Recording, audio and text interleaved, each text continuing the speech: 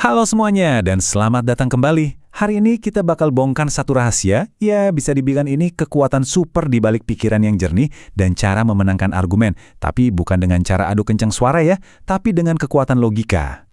Nah ini dia kan pertanyaan utamanya. Kita semua pasti pernah deh ada di situasi di mana adu argumen tuh jadi panas banget.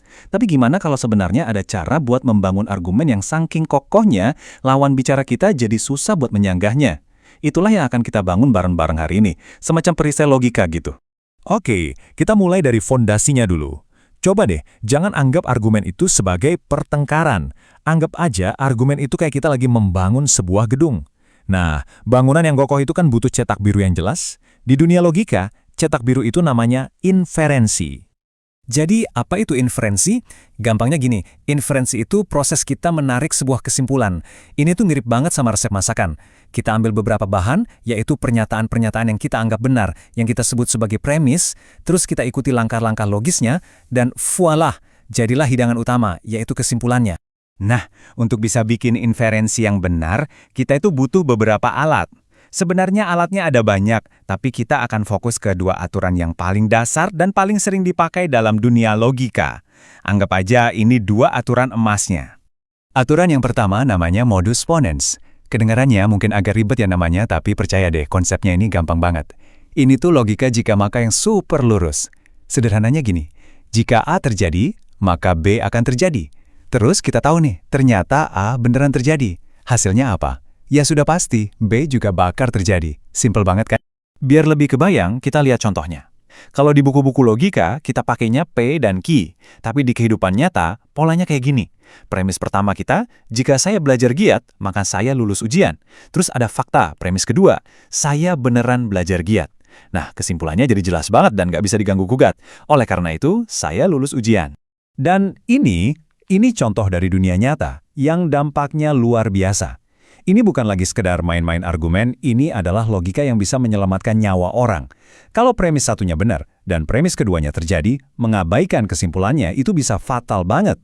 Inilah kekuatan sesungguhnya dari modus ponens. Aturan emas kita yang kedua adalah modus tollens. Nah, ini tuh kayak kebalikannya dari modus ponens. Kalau tadi kita menegaskan, sekarang kita menyangkal. Logikanya gini, jika A menyebabkan B, tapi ternyata B kali tidak terjadi. Artinya apa? Artinya, si A juga pasti tidak terjadi. Jadi kita kayak kerja mundur dari sebuah hasil yang negatif. Oke, kita pakai analogi biar gampang ya. Bayangin premis pertama kita itu adalah sebuah aturan. Jika seseorang adalah raja, maka ia memakai mahkota. Terus kita nemuin sebuah fakta di lapangan. Premis kedua, orang ini ternyata nggak pakai mahkota. Nah, dengan kita menyangkal akibatnya, yaitu tidak ada mahkota, kita bisa secara logis menyimpulkan kalau penyebab awalnya juga pasti salah. Kesimpulannya, oleh karena itu, orang ini bukan raja. Keren kan? Ini kekuatan modus tollens, membuktikan sesuatu dengan cara menyangkal konsekuensinya. Oke, modus ponens dan tollens itu kan keren banget ya untuk argumen satu langkah. Tapi, gimana kalau argumen kita tuh lebih panjang dan berbelit? Nah, disinilah kita butuh alat-alat lain buat nyambungin beberapa ide jadi satu rantai logika yang utuh. Nah, yang ini namanya silogisme hipotetis. Ini tuh persis bener-bener kayak efek domino. Gini deh, jika A menyebabkan B, dan si B ini menyebabkan C, kita bisa potong jalan tengahnya dan langsung lompat ke kesimpulan kalau A itu pasti menyebabkan C. Efisien banget buat ngebangun argumen yang panjang. Dan ini contohnya emang agak lucu tapi logikanya dapat banget, bener kan? Belajar giat mengarah ke lulus ujian mengarah ke cepat menikah.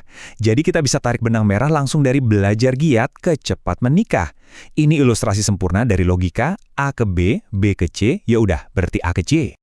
Oke, alat terakhir kita untuk hari ini namanya silogisme disjunktif. Dan ini sumpah, ini adalah logika proses eliminasi yang kita pakai setiap hari tanpa sadar. Kalau saya kasih pilihan cuma A atau B, terus saya bisa buktikan kalau itu bukan A, satu-satunya kemungkinan yang tersisa apa? Ya B dong, simple. Ini dia contohnya dalam kalimat. Pilihannya cuma ada dua, belajar giat atau menikah tahun depan. Ternyata opsi yang pertama kita coret, kita eliminasi. Saya tidak belajar dengan giat. Nah, dengan begitu, secara logika, kesimpulan satu-satunya yang tersisa, ya sudah pasti, saya akan menikah tahun depan. Nah, kita udah belajar nih cara membangun argumen yang kokoh. Sekarang, bagian yang lebih seru lagi. Kita bakal jadi detektif logika. Kita akan belajar cara membongkar argumen yang dari luar kelihatannya bagus, tapi ternyata di dalamnya banyak lubangnya. Ini pertanyaan krusial banget. Sering kan kita dengar argumen yang kesimpulannya kedengaran benar, tapi pas kita telusuri, cara narik kesimpulannya ternyata ngawur. Kemampuan buat membedakan dua hal ini, itulah inti dari berpikir kritis. Oke, ini konsep yang penting banget buat dipahami. Validitas sebuah argumen itu bukan soal kesimpulannya benar atau salah di dunia nyata. Bukan itu. Validitas itu murni soal strukturnya. Pertanyaannya cuma satu, kalau semua premisnya kita anggap benar, apakah kesimpulannya pasti ngikutin? Selama strukturnya kokoh, argumen itu valid, bahkan kalau premisnya kedengaran aneh sekalipun. Coba perhatikan baik-baik perbandingan ini. Ini kunci semuanya. Di sebelah kiri, itu struktur valid yang sudah kita kenal, modus ponens. Nah, yang di kanan, ini jebakannya. Sering banget kita temui. Jika laut surut, tsunami datang. Tsunami datang, maka laut pasti surut. Kedengarannya meyakinkan banget kan? Tapi ini salah total. Kenapa? Karena tsunami yang datang itu tidak menjamin penyebabnya adalah laut surut. Bisa aja ada penyebab lain kan? Ini adalah kekeliruan logika yang licik banget, karena polanya mirip sama argumen yang valid. Kalau Anda bisa mengenali jebakan ini aja, level berpikir kritis Anda udah naik pesat. Jadi, buat apa sih kita repot-repot belajar ini semua? Percayalah, ini bukan cuma buat pelajaran filsafat di kampus. Alat-alat ini bisa Anda pakai setiap hari, dari rapat di kantor sampai pas lagi diskusi sama teman-teman di warung kopi. Jadi, inilah rangkuman singkat dari toolkit baru Anda. Ada 4 aturan dasar untuk menarik kesimpulan, dan satu wawasan yang paling penting dari semuanya. Selalu fokus pada bagaimana sebuah kesimpulan itu didapat, bukan cuma apa kesimpulannya. Nah, saya akan tinggalkan Anda dengan pertanyaan ini. Mulai sekarang, coba deh perhatikan argumen-argumen di sekitar Anda, di berita, di iklan, atau bahkan di perdebatan media sosial. Dengan alat-alat baru ini, kira-kira argumen mana nih yang tadinya kedengaran meyakinkan banget, tapi sekarang Anda jadi sadar, ternyata strukturnya rapuh. Selamat berpikir kritis.